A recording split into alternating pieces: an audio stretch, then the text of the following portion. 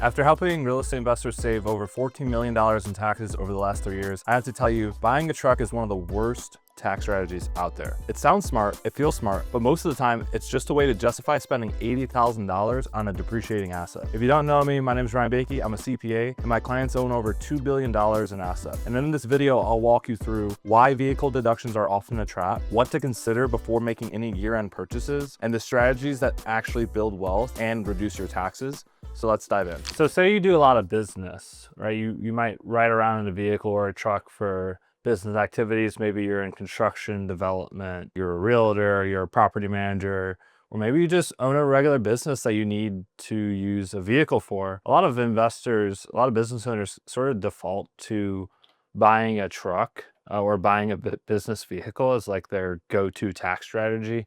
And in some cases, I totally see why. It's definitely not your fault. It's probably one of the biggest things that like gets pushed around on social media all the time. Like you see people all the time talk about, I'll go buy a vehicle, 179, it's a write-off, blah, blah, blah. There's also the sort of the curb appeal effect, the status, if you will, that people get from driving a new vehicle. Trust me, I've been there before. I know what the new car sort of smells like, but here's really why you should think about it, okay? First off, the rules and regulations to buying a business vehicle, not everybody qualifies. In fact, you really have to use the vehicle dominantly for business rather than personal use, right? So you have to be dominantly using that for whatever it is that you're doing, way more than you are for personal use. That's why it's really hard to say that your Ferrari or Porsche or even like a higher end Benz is a write-off, because you really have to use it 100% for business use. And there's also a bunch of like hoops that you have to jump through. There's recapture issues if you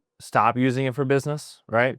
So it's not this like glamorous strategy that a lot of people make it out to be. And you also have to think about, what is it costing you? I remember reading one of Charlie Munger's books a couple years ago and pretty much summed it down to saying half of wealth building is just avoiding buying assets that lose value over time. As long as you can stay away from doing that periodically and not doing that every couple of years, you'll probably build a lot of wealth. Now, it's not a secret. Everybody knows that if you buy a vehicle 3 years from now, it's going to lose value. In fact, probably the day that you drive it off the lot, it's going to lose value. So why get in the habit of investing and buying stuff that is going to lose value over time? There's so many other strategies and things that you can do other than buying a vehicle in order to help you save money on taxes, but then also reinvest that into your future. Okay, so one of those things I would say would be a self-employed retirement account. There's a lack of education in financial institutions that are teaching about self-employed retirement accounts.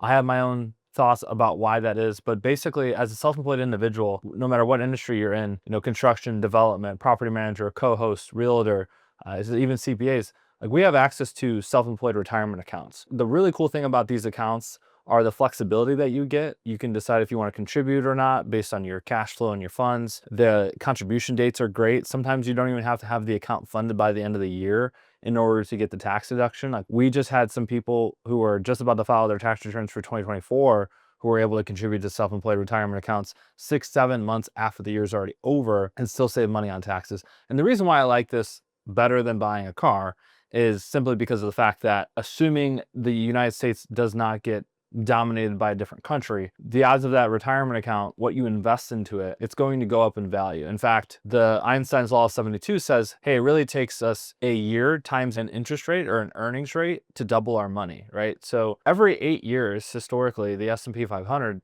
is going to double. So that $50,000 vehicle that you were about to buy, if instead you put $50,000 in a self-employed retirement account, well, after 8 years, guarantee you're not even going to have the car anymore, probably. Even if you did, it's probably going to be a fourth of the value of what you bought it for. However, that $50,000 that you put in a self-employed retirement account is going to be double.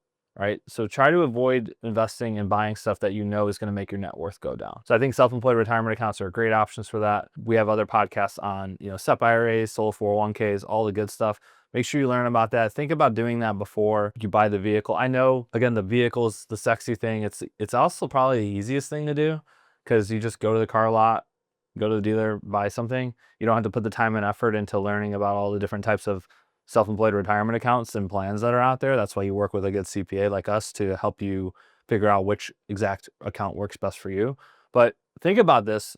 before you go to buy that vehicle before the end of this year. Real quick, if you're looking for a tax team you can work one-on-one with to build a proactive tax strategy, that's exactly what my team and I do. We will walk through your entire tax situation with your income, your real estate, your business, and any plans you have for future investments, and we build a strategy to save you at least $10,000 on your next tax return. If you want more info, click the first link in the description below and you can book a call on the next page. Another great option, as opposed to just buying a vehicle, is really reinvesting into your business or yourself. So a lot of people believe that, hey, the S&P 500 is a great investment. Well, have you ever considered investing in the SME 500? Your personal self, your personal development, your growth, reinvesting that money back into your business, whether that's marketing, whether that's hiring team members, employees. Because again, with the same $50,000 that we're talking about here, you're going to get the same deduction whether you spend $50,000 in your business or to then help you go and generate more profit, or spend $50,000 on a business vehicle that, again, you know is going to lose value over time. So why not take that money instead and reinvest it into your business, right? I would prefer the self-employed retirement accounts and reinvesting in your business way before I would ever think about buying a vehicle in order to write it off. Real estate is also a great play for business owners because real estate in a way can work for you while you're not working. In fact, the only guy that I know that flies around on a private jet, he goes, you make your money in business and you keep it in real estate. And real estate's a great alternative for this because real estate's typically going to go up in value over time compared to a car. Anything that like has rust, wears, or tears is probably going to go down in value. Although real estate, the buildings kind of lose value over time. It's the land that it really sits on is what appreciates over time. And not to mention that with real estate, a lot of our clients are able to buy the real estate, get more tax deductions, because when you buy a $50,000 vehicle for 50 grand, you're only getting a $50,000 write-off. But if you put $50,000 down towards a $200,000 house, well, now you're depreciating on a $200,000 house as opposed to a $50,000 vehicle. So you actually get more tax benefits by investing in real estate than you do for a vehicle, and your net worth is going to go up over time. And not to mention, you'll also have a cash flowing asset. So I would think about doing self-employed retirement accounts, reinvesting in your business, and doing real estate before I ever thought about buying a vehicle. Lastly, one thing I recommend, and I haven't done this always because I didn't really think about it, but one thing that we implement in all of our properties as well as my businesses is that we try to prepay for future materials or supplies that we're going to need next year. So at the end of November, early December, I kind of look at all my properties and I say like, well, what are the cleaning supplies? What are the tools? What are the amenities that I'm going to need, say January, February, March of the following year? And what of those can I spend money on this year in order to lower my tax bill for this year? Because if I spend the money next year, I don't get the deduction until next year's tax return. But I know that I need to spend that money. So why not prepay some of the future expenses this year in order to save money on taxes this year when I go to file in April, right?